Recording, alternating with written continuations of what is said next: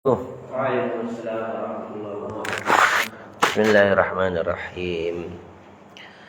Alhamdulillahi rabbil alamin wa bihi nasta'inu ala umurid dunya waddin. Wassalatu wassalamu ala asyrafil anbiya'i wal mursalin. Sayyidina wa maulana Muhammadin wa ala alihi wa sahbihi ajma'in. Amma ba'd. Alhamdulillah, malam ini kita masih bisa istiqamah untuk menjalankan salah satu kewajiban yang Allah bebankan kepada kita, itu menuntut ilmu agama. Khususnya kita fokuskan malam ini untuk belajar bahasa Arab dasar ya. Kita niatkan untuk memenuhi kewajiban dari Allah dan juga untuk ikut serta melestarikan Islam, karena Islam akan lestari selama, atau Islam itu akan bisa lestari kalau bahasa Arab lestari juga di tengah-tengah kaum muslimin.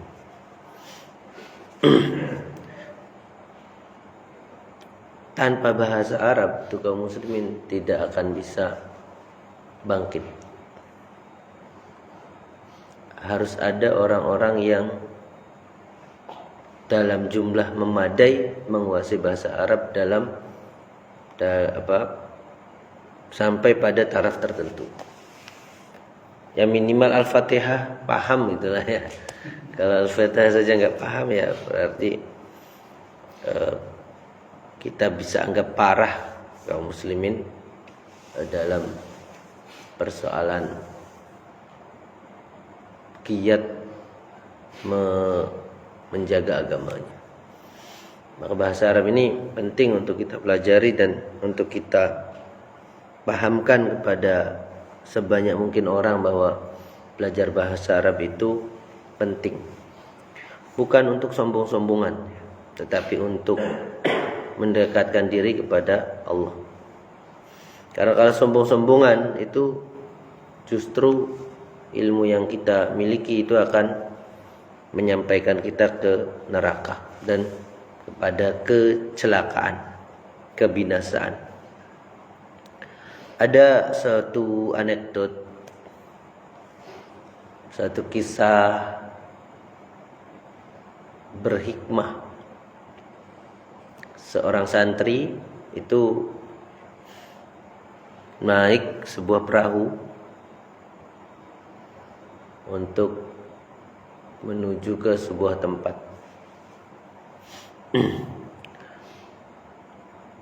Perahunya perahu dayung ya waktu itu.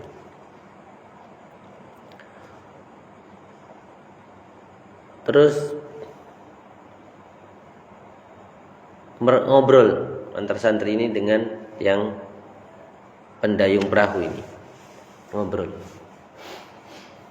Nah, di tengah obrolan itu kemudian santri bertanya, "Jenengan pernah belajar tata bahasa gitu, maksudnya nahwu. Jenengan pernah belajar nahwu enggak?" Si tukang perahu ini kemudian mengatakan, "Oh, maaf, enggak pernah ya." Gitu. Santrinya mengatakan, "Wah, bahaya sekali itu."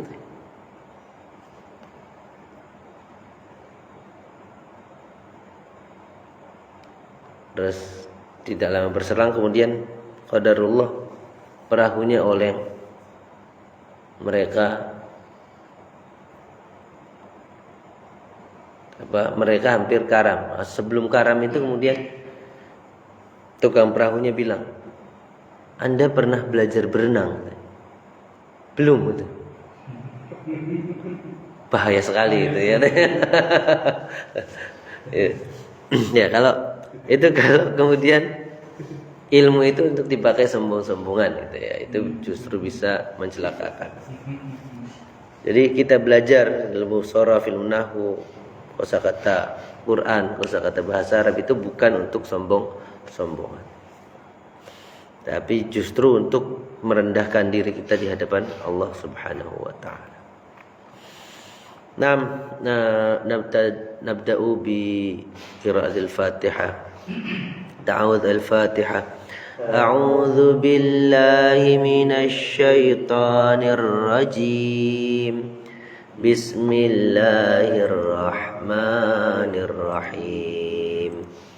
الحمد لله رب العالمين الرحمن الرحيم مالك يوم الدين إياك نعبد وإياك نستعين اهدنا الصراط المستقيم صراط الذين أنعمت عليهم غير المغضوب عليهم ولا الضالين آمين. قال في صفوة الزبد في الفقه الشافعي الإمام شهاب الدين أبو العباس أحمد بن حسين بن حسن بن علي بن رسلان وعليكم السلام ورحمة الله وبركاته رحمه الله تعالى ونفعنا به وبعلومه في الدارين آمين.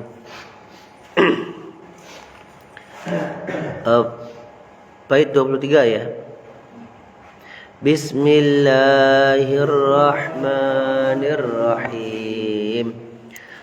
Wa ta'atun mimman haraman yakulu mithlul bina'i fawqa mawjin yaj'alu faqta' yaqinan bil fuadi wajzimi alami ba'dal adami. Beribadah namun yang haram dimakan seperti membangun di atas lautan.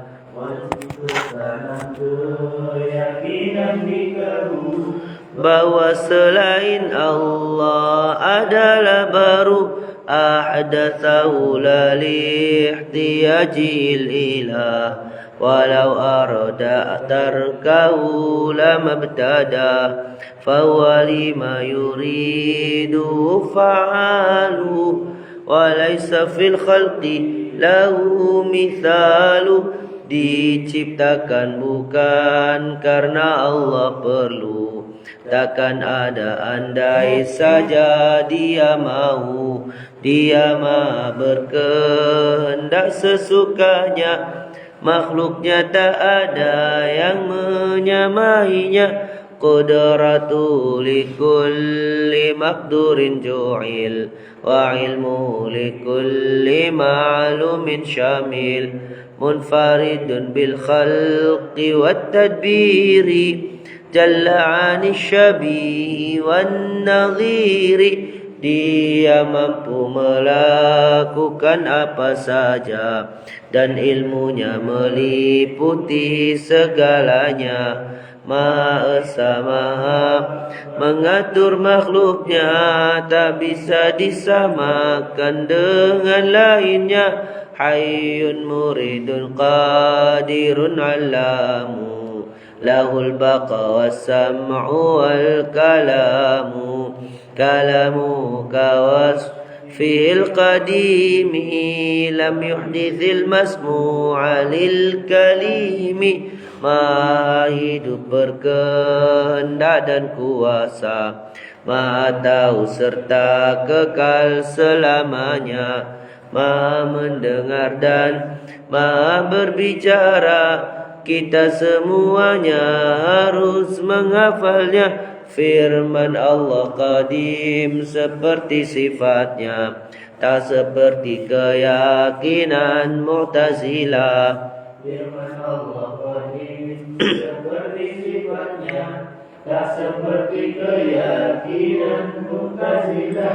Yuktabu fil lawhi wa bil lisani, yuqra kama yuhfadhu bil adhani. Arsala ruslahu bimu'jizati zahiratin lil khalqi bahirati. Al-Quran bisa ditulis dan dibaca, jika dihafal tersimpan dalam dada.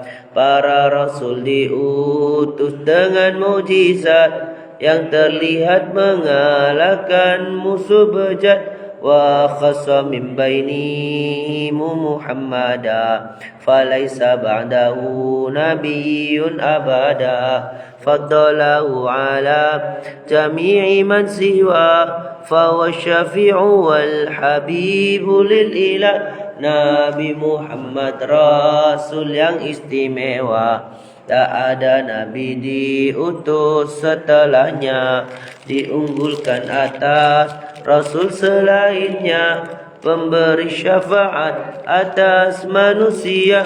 Wa ba'dahu fal afdalus siddiqu wal afdalus thani lahul faruqu Uthmanu ba'dahu kadzaliyu fasittatul baquna fal badriyu. Setelahnya yang terbaik Abu Bakar, di urutan kedua adalah Umar. Setelahnya yang terbaik Abu Bakar, di urutan kedua adalah Umar. Ketiga Utsman, keempat Imam Ali. Lalu yang dijamin surga oleh Nabi, mubasysyirina bil jannah sebutannya. Ahli Badar di urutan selanjutnya, wasyafi'i wa malikun nu'manu.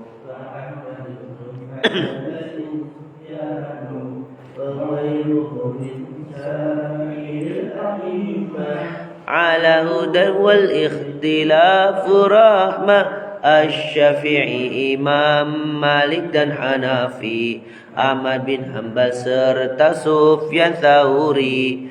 Para imam berada dalam hidayah, mereka berbeda adalah anugerah. Wal awliya zawu karamatin ratab, wa man tahu li walidin min ghairi ab. Walam yajuz fi ghairi mahdil kufri khurujuna ala waliyil amri. Karamah para wali bertingkat-tingkat, layaknya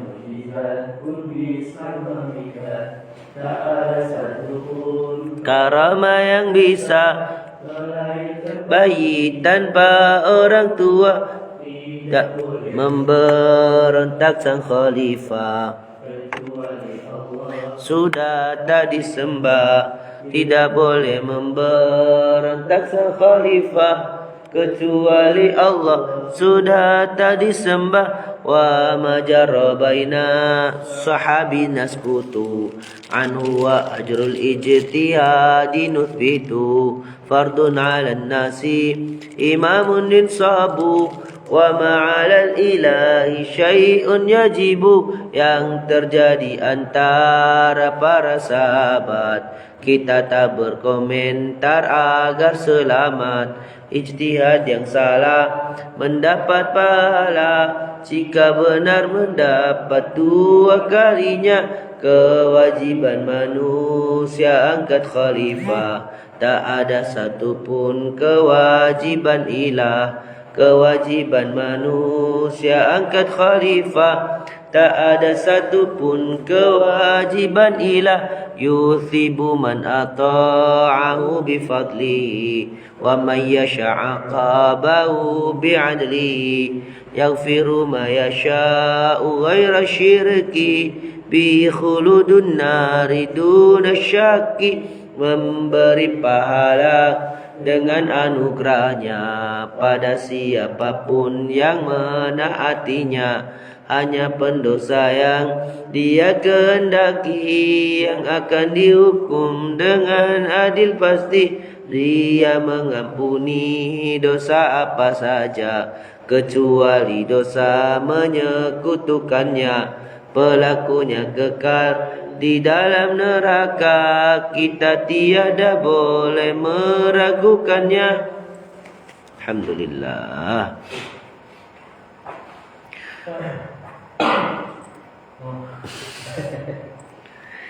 Ulas dulu ya.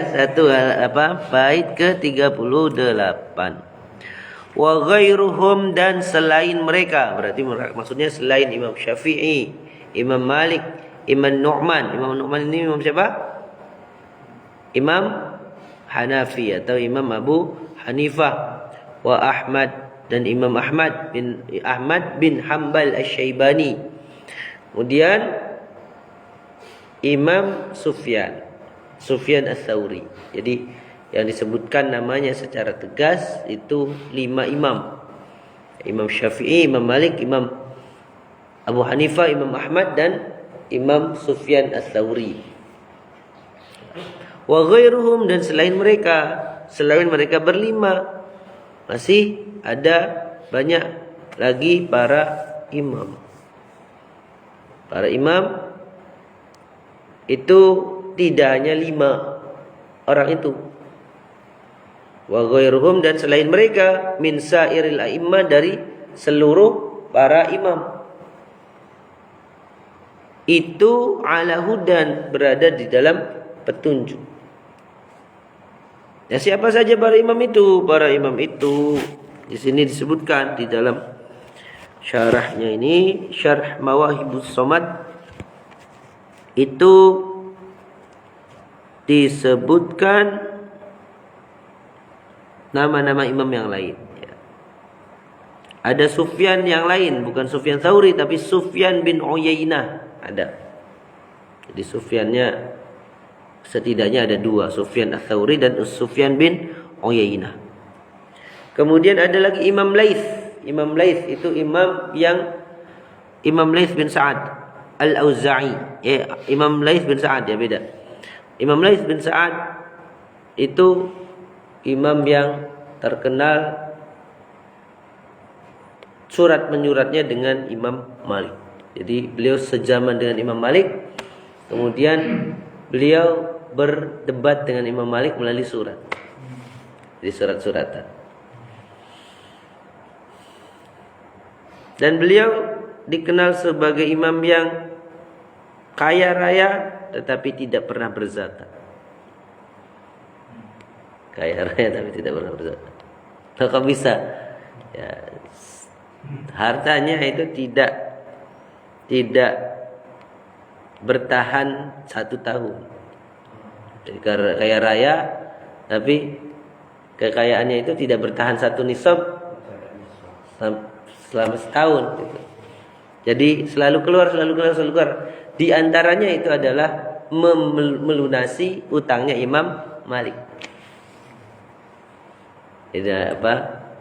Surat-suratannya itu berdebat tentang, kalau Imam Malik itu kan punya pendirian bahwa amalnya ahli Madinah, amalnya penduduk Madinah di zaman beliau itu masih merupakan kelanjutan dari amalnya Nabi dan para sahabat, masih terpelihara, sehingga itu menjadi dalil syar'i. Jadi salah satu dalil syar'i di dalam mazhab Imam Malik itu adalah amalnya penduduk Madinah atau ijma'nya penduduk Madinah setelah Nabi. Kan Imam Malik itu kan setelah Nabi. Jauh ya nggak jauh ya, masih ketemu sahabat. Imam Malik itu masih ketemu para sahabat.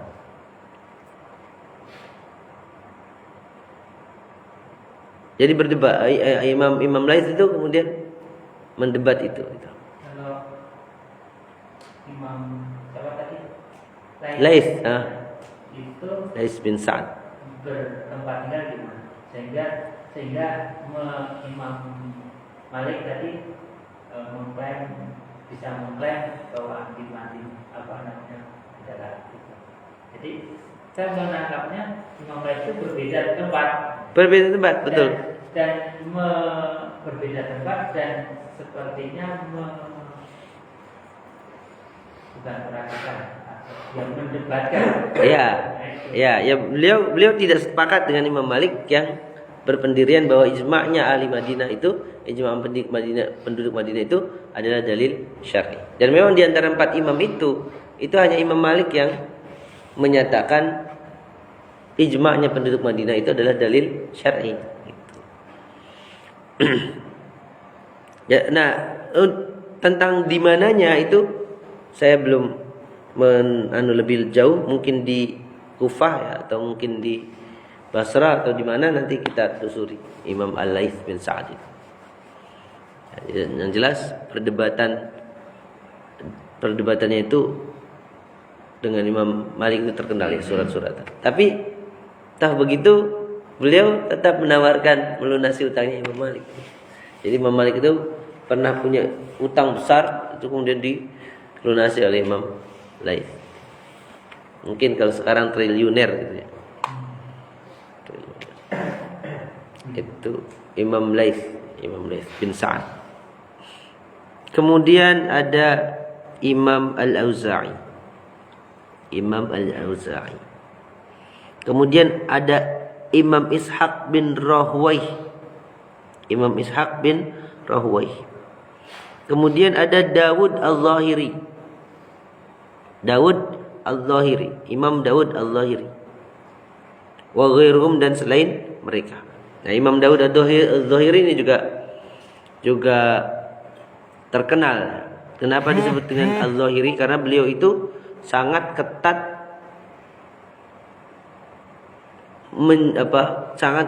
memahami ayat secara harfiah, secara letterlock. Itu Imam Dawud Al-Zahiri.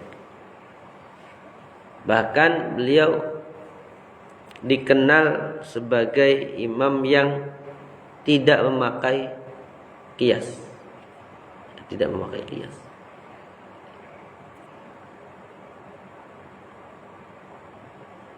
Penerusnya kemudian yang mengembangkan mazhabnya itu ada nama sosok yang sangat terkenal, yaitu Imam Ibnu Hazm Al-Andalusi, ya, dari Andalus, Spanyol.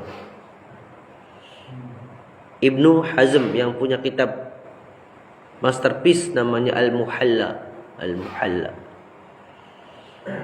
Itu Imam Ibnu Hazm. Dan beberapa pendapat Syekh Taqiyuddin An-Nabhani rahimahullah ta'ala itu bersesuaian dengan pendapatnya mazhab Zahiri. Antara lain misalnya dibatasinya zakat tumbuh-tumbuhan itu hanya pada, atau zakat tanaman itu hanya pada apa yang secara nas tersebut di dalam hadis. Gandum, kurma, jawawut, sama apa satunya itu? Anggur ya, kismis, anggur yang kemudian jadi kismis. Cuma 4 ini, 4 apa 5 sih? Nanti dicek lagi. Berarti selainnya enggak dizakati, termasuk padi. Jadi padi itu kalau mengikut pendapatnya Syekh Taqiyuddin An-Nabhani rahimahullah ta'ala, atau yang bersesuaian dengan mazhab Zahiri dalam hal ini, itu tidak dizakati. Itu petani di Indonesia aman gitu.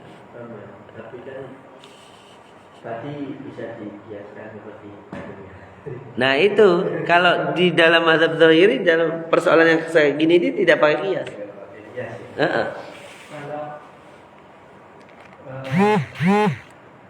Tapi bisa padi atau itu bisa dipakai untuk zakat fitrah. Oh, itu beda lagi. Ya, bisa. Karena beda, berarti itu masuk dalam kategori makanan pokok aja ya. Makanan pokok. Jadi zakat fitrah itu apa namanya? Lafaznya makanan pokok. Ya ada sih, ada banyak riwayat sih. Ya, kemudian tergantung memahaminya bagaimana nanti ini. Ada yang kemudian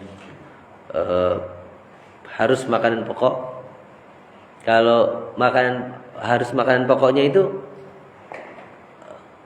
maksudnya bahwa zakat fitrah itu boleh dengan makanan pokok apapun, kayaknya sepakat itu para imam. Cuma bedanya, bolehkah dikeluarkan zakat fitri itu dalam bentuk uang? Itu yang jadi perbedaan pendapat. Ya. Termasuk juga misalnya riba. barang-barang ribawi. Barang-barang ribawi itu dalam mazhab Zahiri yang kemudian juga disepakati oleh Syekh Taqiyuddin An-Nabhani itu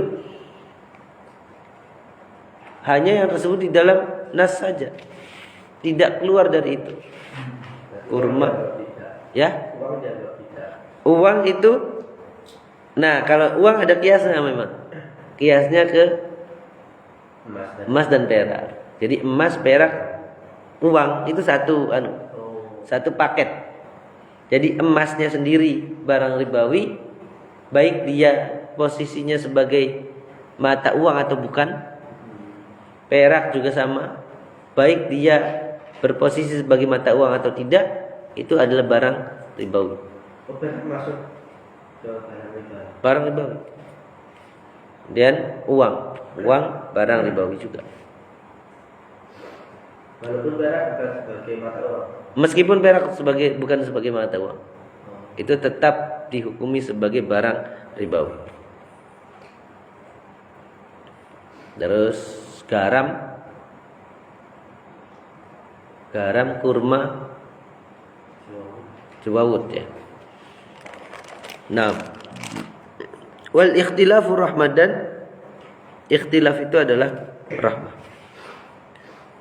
Min sairi aibaqil a'immah radhiyallahu anhum ajma'in, semoga Allah meridai mereka semua, ala hudan, berada di dalam petunjuk, min rabbihim, dari Tuhan mereka, fil aqaidi, di dalam perkara keyakinan atau akidah, wa ghairiha, dan selain akidah, wal iltifata liman takallama fihim bima hum bari'una minhu, dan tidak perlu menoleh kepada orang-orang yang membicarakan kejelekan mereka, karena mereka itu telah berlepas diri dari perkataan tersebut. Wal ikhtilafu, dan perbedaan pendapat, al-waqi'u, yang terjadi bainahum, di antara mereka, fi tariqatil ijtihad, di dalam metode berijtihad, itu rahmah, perkara adalah anugerah, rahmat, kasih sayangnya Allah. Jadi perbedaan para imam itu secara dihilir itu berupa perbedaan fikih. Kunut tidak kunut. Terus Al-Fatihah itu rukun sholat atau bukan. Terus kalau duduk tahiyat akhir sholat subuh itu iftirash atau tawarruk, ya kan? Kalau jadi makmum masbuk sholat maghrib misalnya, di rakaat terakhir kita baru dapat 2 rakaat atau bahkan 1 rakaat, itu duduknya tawarruk atau iftirash. Nah itu dihilir, ya kan? Dihilir itu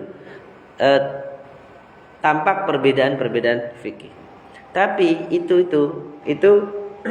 kalau ditarik ke atas itu, atau ditarik ke bawah yang lebih mendasar, itu terjadi karena perbedaan metode ijtihad yang kemudian dikenal dengan usul fikih. Jadi usul fikihnya beda. Ya, karena usul fikihnya beda, kemudian kehilirnya jadi sangat mungkin beda juga.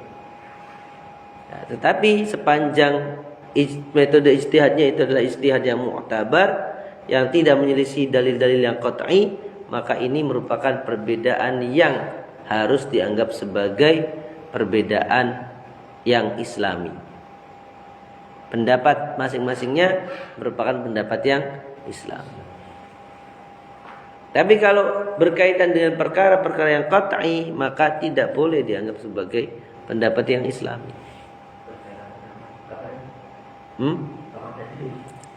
Kalau perbedaan pendapat itu berkaitan dengan perkara yang qat'i, ya, yang sudah jelas tidak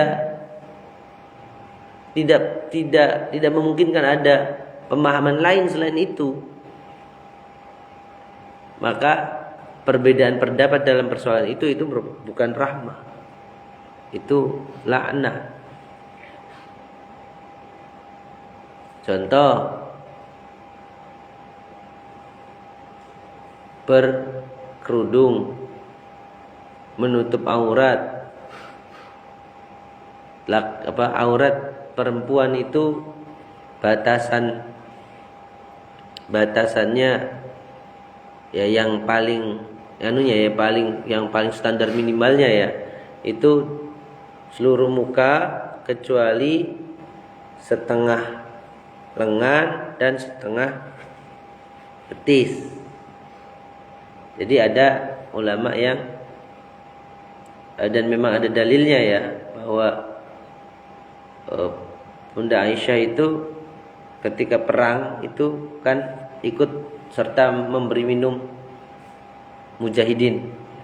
Nah, itu beliau itu terlihat setengah betisnya gitu.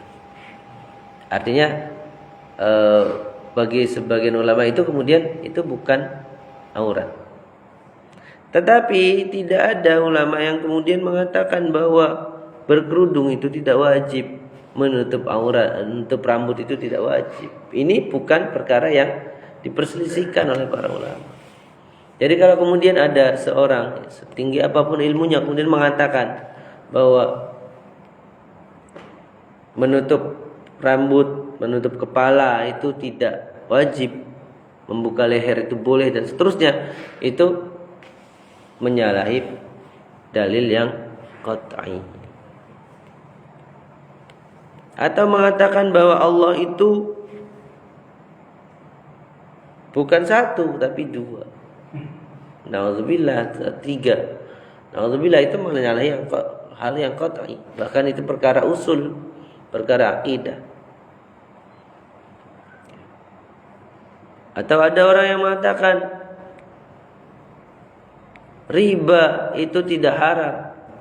Nah, itu nauzubillah. Zina tidak haram. Nauzubillah. Apalagi zina itu sekarang tidak harus berzina. Kayak gitu sih. Contohnya ada seorang influencer ya terkenal. Ya terkenal bagi orang yang mengenalnya.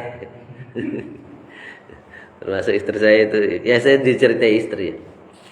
Ada seorang influencer tinggal di luar negeri, punya anak tanpa punya suami. Bukan adopsi. Beli apa? Beli apa? Beli bayi tabung. Itu beli sperma. Terus di bayi tabung. Yang gak di bayi tabung disuntikan ke rahimnya kan bisa.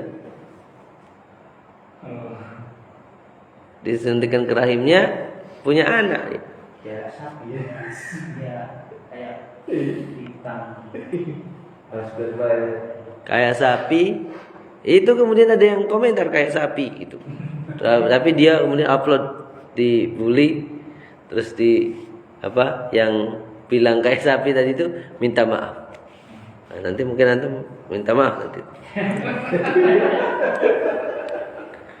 Ya naudzubillah ya. Indonesia atau di luar? Orang Indonesia tapi tinggal di luar negeri. Entah sekarang pulang ke Indonesia atau tidak, wallahu alam. Tapi bukan muslim ya. Bukan muslim memang. Bukan muslim.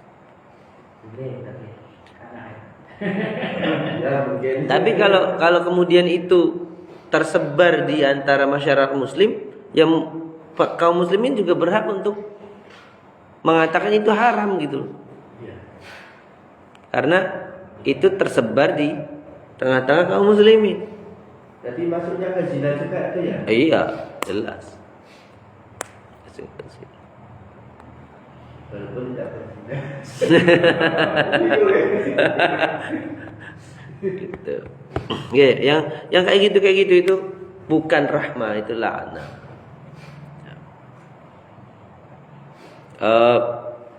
Hak membuat hukum itu juga perkara yang qat'i. yang berhak membuat hukum di dalam Islam itu tegas dan jelas. Semua ulama sepakat, para imam itu sepakat bahwa yang berhak membuat hukum itu hanya Allah. Nah, terus kok bisa dikatakan Imam Syafi'i mengharamkan ini, Imam Malik mengharamkan itu, Imam Ahmad bin Hambal mewajibkan ini? Itu bagaimana ceritanya? Itu bukan beliau-beliau itu yang mengharamkan mewajibkan, tapi beliau memahami dalil-dalil syar'i, kemudian berkesimpulan, oh ternyata dalil ini ternyata X itu hukumnya wajib, B hukumnya sunnah, Z hukumnya makruh, dan seterusnya. Jadi menyimpulkan saja dari dalil-dalil syar'i, bukan membuat hukum.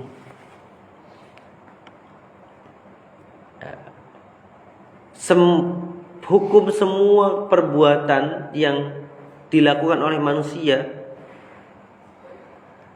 baik yang sekarang ada maupun yang akan ada nanti, itu sudah ada hukumnya. Tinggal kemudian hukumnya itu diunduh gitu, diunduhi. Nah, cara mengunduhnya inilah yang kemudian tidak mudah. Ya, kecuali orang-orang yang memang punya alat untuk mengunduhnya. Salah satunya dengan bahasa hadis juga. Oh, itu jelas.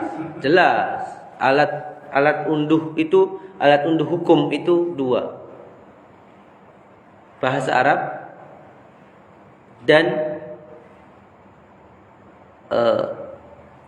pengetahuan tentang dalil-dalil syar'i. Dua alat itu. Dua alat utama. Yang kemudian nanti ini bercabang-cabang gitu ya. Bahasa Arab itu apa gitu. Tentang dalil-dalil syar'i itu juga apa saja itu nanti bercabang-cabang. Tapi dua alatnya yang utama itu dua itu. Bahasa Arab dan pengetahuan tentang dalil-dalil syar'i.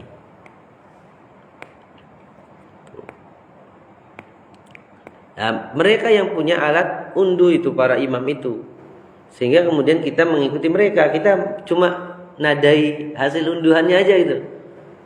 Yang tidak punya alat unduh itu cuma menadahi apa yang telah diijtihadkan. Dan mereka tidak ada yang mengaku bahwa mereka itu membuat hukum, nggak ada. Dan oleh karenanya, karena hukum itu sudah ada, hukum semua persoalan manusia itu baik yang sekarang maupun yang akan datang itu sudah ada. Maka kalau di dalam Islam misalnya contoh kasus undang-undang penyitaan aset, itu tidak perlu berlarut-larut. Jadi itu diserahkan saja kepada hakim. Hakimnya akan memutuskan sita harta atau tidak. Ya, kalau dari jalannya haram, itu jelas, hukum Islam itu jelas, bukan hartanya itu. Itu bukan kekayaannya, bukan harta miliknya. Jelas sita itu kalau terbukti ya oleh negara.